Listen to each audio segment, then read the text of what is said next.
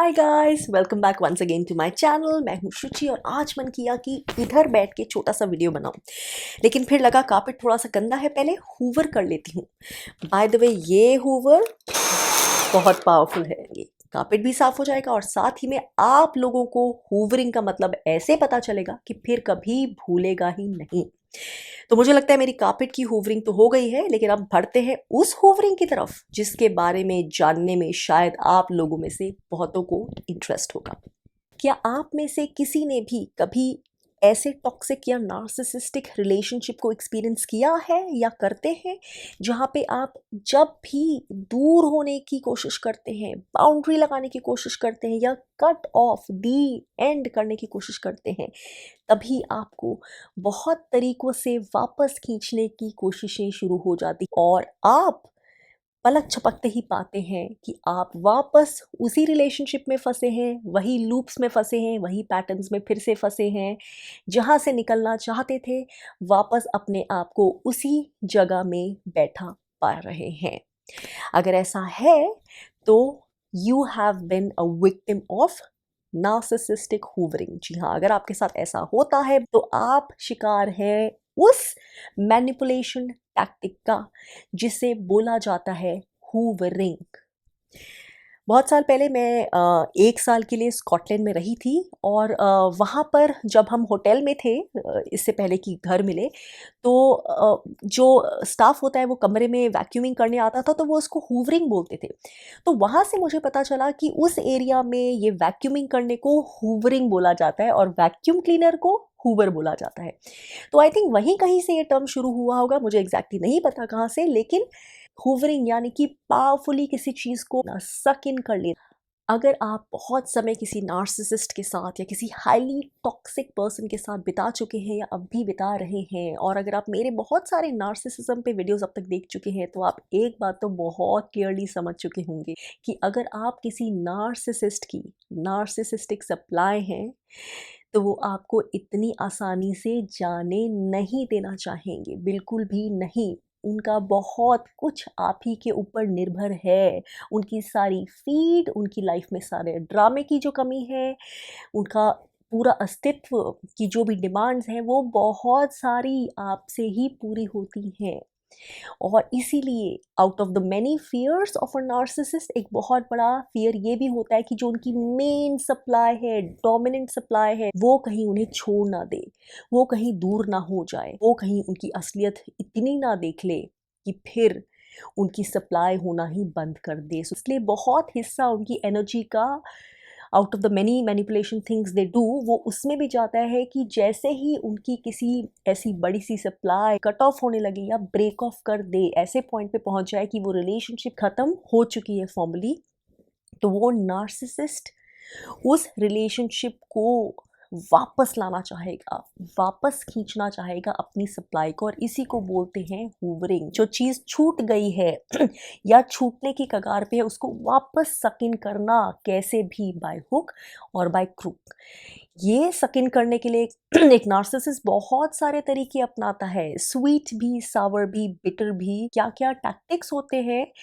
जो narcissist use करता है अपनी सप्लाई को वापस सक इन करने के लिए। बहुत सारे ऐसे टैक्टिक्स हैं, बहुत सारे ऐसे तरीके हैं जो हूवरिंग के अंदर आ सकते हैं। हो सकता है इनमें से कुछ या बहुत सारे आपको ऑलरेडी मालूम हो, आप इनसे परिचित हो, आप एक्सपीरियंस कर चुके हो, या ये सुनने के बाद आपको क्लिक करे कि हाँ, आपके साथ ऐसे ही हूवरिंग हुई थी या होती है। और हो सकता है कुछ तरीके आपको अभी तक नहीं पता हो, तो इस वीडियो के थ्रू आप वो तरीकों के बारे में भी पहले से ही जान जाएंगे। तो एक सबसे बड़ा हूवरिंग का तरीका है, ऑब्वियसली सोशल मीडिया के दौर में, इस कनेक्टिविटी के दौर में, वो है थ्रू सोशल मीडिया और थ्रू टेक्सटिंग।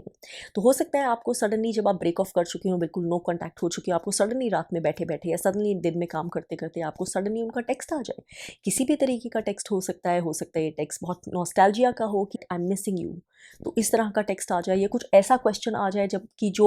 जिसका जवाब आप ही के पास है, और ऐसी नीड क्रिएट करे कि नहीं, उनको बहुत ज़रूरत है इस जवाब की, कुछ पूछ रहे हो, ये कहाँ रखा है, वो कहाँ रखा है, या हमारे फाइनेंसेस थे, ये नंबर पता है अकाउंट का, या वो पासवर्ड पता है, इस तरह से कि आपको लगे कि ये तो जवाब देना ही पड़ेगा। या फिर कोई कट ऑफ हुआ है अभी अभी नया नया, और सडनली कोई स्पेशल ओकेजन आ गया, आपका कुछ बर्थडे आ गया या कोई फेस्टिवल आ गया, या एनिवर्सरी अगर साथ होती तो एनिवर्सरी आ गई, और उसमें सडनली सडनली उनका विश आ गया आपके लिए, तो आप कंफ्यूज हो गए कि what to make of this, हमारा तो रिलेशनशिप नहीं है any longer, we are not connected, we have cut off, we are away from each other, तो ये विश करने का क्या मतलब है। या फिर इस तरह का टेक्स्ट आता रहे कि जिस तरह से जैसे कि मानो कुछ हुआ ही नहीं, वो प्रिटेंड कर रहे हो, वो ऐसा दर्शाना चाह रहे हो कि उनकी तरफ से कुछ नहीं हुआ है, उनकी तरफ से रिलेशनशिप का स्टेटस अभी भी वही है। और अगेन ये आपके अंदर कन्फ्यूजन, इरिटेशन और ट्रैप्ड भी फील होता हो, तो इस तरह की टेक्सटिंग हो सकती है। हो सकता है कि टेक्सटिंग, ये मैसेजिंग डायरेक्टली नहीं करके आपके म्यूचुअल फ्रेंड्स के थ्रू, म्यूचुअल फैमिली के थ्रू हो, तरह से फैमिली के थ्रू आपको गिल्टी किया जा रहा है कि देखो वो तो बहुत बैड कंडीशन में है, या this person is really missing you, do you know, आपको बहुत मिस कर रहे हैं, वो उसका तो बहुत बुरा हाल है, या वो तो तुम्हारे बारे में बहुत अच्छा बोलता है या बहुत अच्छा बोलती है। या अगर बच्चे हैं बीच में तो बच्चों का नाम लेके गिल्ट किया जा रहा है कि he is really missing the family, ये तो बहुत गलत हुआ। तो फ्लाइंग मंकीज़ बेसिकली आपके पीछे छोड़ दिए जा रहे हैं, इनडायरेक्टली आपको जो है गिल्ट ट्रिप किया जा रहा है, या डायरेक्टली आपको गैसलाइटिंग की जा रही है कि आपको बोला जा रहा है कि आप ही इस तरह का सेल्फिश एक्शन कर सकते हैं, कि दे थॉट कि you were meant to be together always, लेकिन आप इस तरह का एक्शन ले रहे हैं, आप तो सिर्फ अपने बारे में ही सोचते हैं, या आपने सोचा है कि उन्होंने इतना फ्यूचर आपके साथ इमेजिन किया था कि उस फ्यूचर का क्या होगा। तो किसी भी तरीक़ों से आपको गैसलाइट करके आप सही स्टेप ले रहे हैं, आप अपनी प्रोटेक्शन के लिए, अपनी सैनिटी के लिए एक टॉक्सिक नार्सिसिस्टिक रिलेशनशिप से दूर होना चाह रहे हैं, जो शायद आपको बहुत पहले ही कर देना चाहिए, लेकिन जैसे ही आप ये कदम उठाने की कोशिश करते हैं वैसे ही वो गैसलाइटिंग, वैसे ही वो आपको गिल्टी फील करवाना, वैसे ही आपको खुद पे डाउट फील करवाना शुरू कर देते हैं कि आपको लगे शायद आप सेल्फिश हैं, शायद आपका डिसीजन मेकिंग, आपका ये स्टेप गलत है और आप वापस वहीं के वहीं रह जाए। ये जो हूवरिंग है और भी कई तरीक़ों से हो सकती है, ये लव बॉम्बिंग का फॉर्म भी ले सकती है, जिसमें वो आपको अच्छा फील करवाए, आपको बहुत नए नए तरह के एक्सपीरियंसेस दिलवाए, सडनली आपके लिए सडनली वेकेशन बुक कर दे, सडनली बहुत एक्सपेंसिव गिफ्ट्स आने लग गए आपके डोर स्टेप पे, या फिर कोई चीज़ बहुत टाइम से आप चाहते थे, सडनली आपको वो डिलीवर हो जाए, या आपके घर में वो चीज़ पहुंच जाए, या कैसे भी आपको कॉल करके बताया जाए कि मैंने ये प्लान किया है, बहुत बड़ी सी कोई चीज़, बड़ा सा सरप्राइज़, बड़ा सा एक्सपीरियंस जो आप बहुत टाइम से चाहते थे। तो ये इस तरह से, ताकि आप कंफ्यूज्ड हो जाएं, आपको अच्छा भी लगे, आपको सडनली लगे कि शायद उनको आपकी बहुत वैल्यू हो रही है, आपको बहुत चेरिश करते हैं, और साथ में ये गिल्टी भी लगे कि वो आपके लिए इतना कुछ कर रहे हैं, तो अब आप कैसे मना करते हैं, आप कैसे उनके अटेम्प्ट्स को रोकें, आप कैसे बोलें कि नहीं आपको उनसे अब नहीं मिलना है। तो ये लव बॉम्बिंग बहुत ही ज़्यादा सटल मैनिपुलेशन का तरीका होता है, आपको अच्छा फील करवा के, ताकि आप वो नहीं कर पाए जो आपको हार्ड स्टेप लेना चाहिए। देन अनदर इम्पॉर्टेंट वे जिसमें हूवरिंग की जा सकती है वो है by creating a pretend emergency, कि I am going to kill myself, या I am going to do something to myself. तो एक धमकी की तरह, एक थ्रेट की तरह, या फ़ोन कॉल पे आपको लटका के कि मैं तो पिल्स लेके बैठा हूँ, I am going to have pills, या I am going to do something to myself अगर तुम वापस अभी नहीं आ रही हो तो, या if you don't say yes, या if you don't say you love me, या इफ़ यू डोंट से कि नहीं तुम ये स्टेप नहीं लोगी, तुम वापस रिलेशनशिप में आ जाओगी।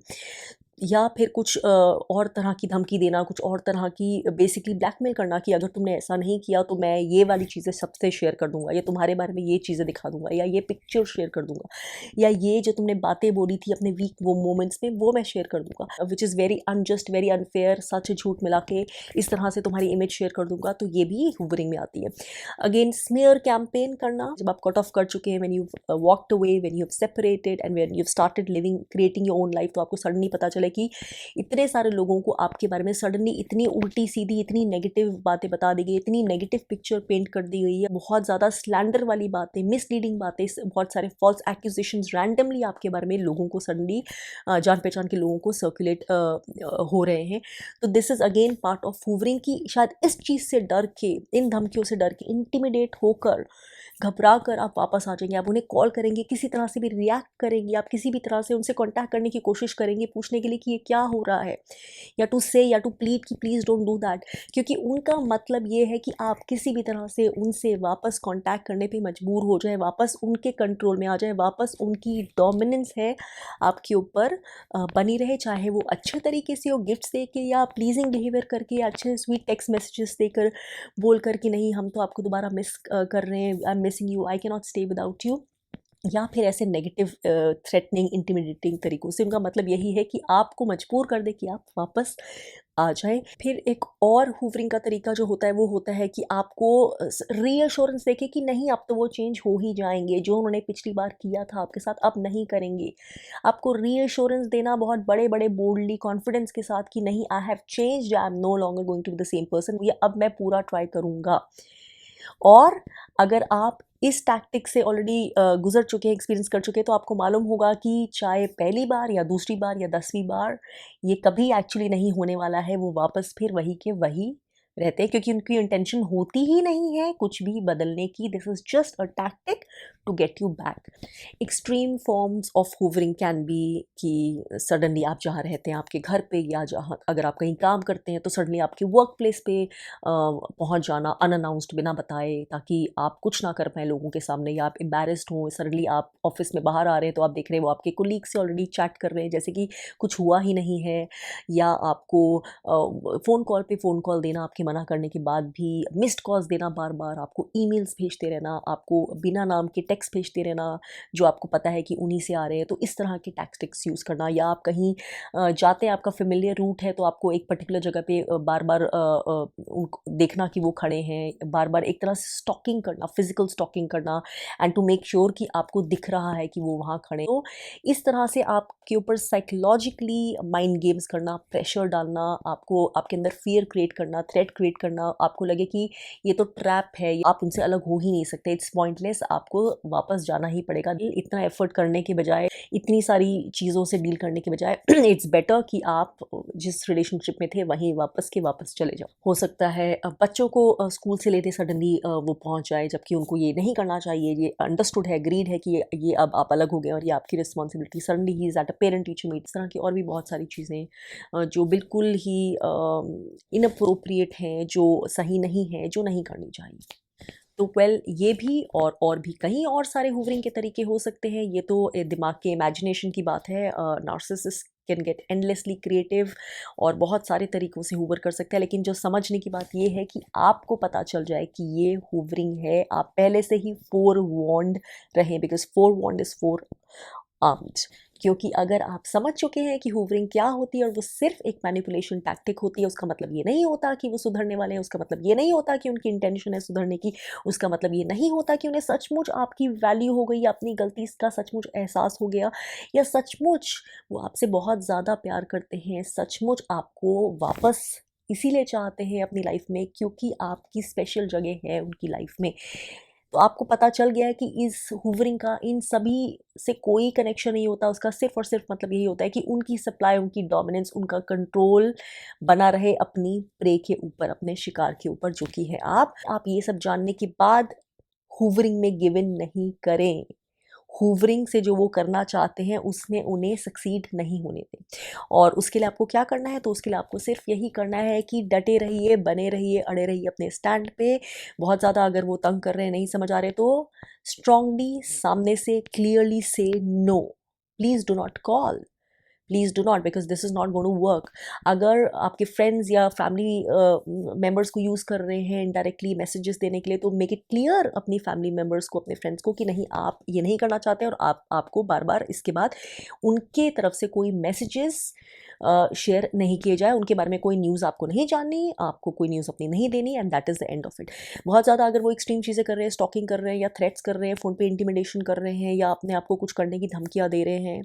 या इस तरह का कुछ ब्लैकमेल कर रहे हैं, तो आप ये मैटर अगर इतना आगे बढ़ गया है तो प्लीज़ मेक श्योर कि आप सही अथॉरिटीज़ को इसके बारे में इन्फॉर्म करें। If required take legal help, if required take police help, the help of the law. तो जो भी करना है, और उनकी इंटेंशंस जो हैं, जो वो थ्रेट करते हैं, वो पहले ही राइट जगह पे बता दे, ताकि वो कुछ भी करे तो वहाँ पहले से क्लियर हो कि ये इंसान आपके साथ इस तरह से जो है धमकियाँ दे रहा था, इस तरह से थ्रेट्स दे रहा था। तो what ever is the right action, सही लोगों से, सही काउंसलर से सही सलाह लेके अगर इस तरह का स्टेप लेना पड़े तो वो सही स्टेप ज़रूर लीजिए, लेकिन do not give in to this kind of manipulation. ये बहुत extremely abusive kind of manipulation tactic होती है जो एक नार्सिसिस्ट और बहुत highly destructive kind of narcissist बहुत ऑफन करते हैं। तो आपको हूवरिंग को गिवन नहीं करना। अच्छी बात यह है कि अगर आपको नार्सिसिस्ट हूवरिंग नहीं कर रहा है या कुछ टाइम हूवरिंग होने के बाद नहीं हो रही है, बिल्कुल बंद हो गई है, तो इट हाईली लाइकली मीन्स कि उसको एहसास हो गया है कि आप उसकी हूवरिंग में नहीं आने वाले हैं। You can see through this person, आप उनके मैनिपुलेशंस में, उनके माइंड गेम्स में अब नहीं आने वाले। You have become too strong for them. अब आप उनके कंट्रोल से बाहर हैं, उनको इस चीज़ का सेंस हो गया है अच्छे से, इसलिए अब वो हूवरिंग अटैम्प्ट नहीं कर रहे। तो ये बिल्कुल पॉसिबल है, लेकिन आपको अपने इरादों में पक्का होना बहुत ज़रूरी है इस स्टेज को रीच करने के लिए। एंड श्योरली आप एक डिस्ट्रक्टिव, टॉक्सिक या नार्सिसिस्टिक रिलेशनशिप से